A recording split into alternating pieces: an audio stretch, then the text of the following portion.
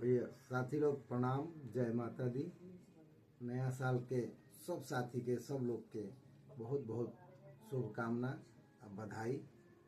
2026 में हमनी का प्रवेश कर गई। तो कहे के बाद दो चार लाइन यही पर कि साले साल बीतल जाता आ इहो साल बीत गई, आवे वाला सालों बीती, नया साल बस रीत भइल।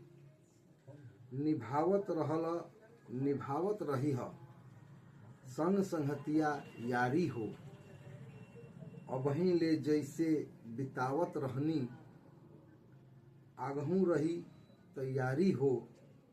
नीमन बाउर सब आइल गइल, देखनी दुनियादारी हो।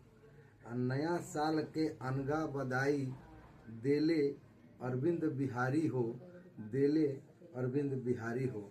जय माता दी, प्रणाम। 2026 के बहुत बहुत बधाई।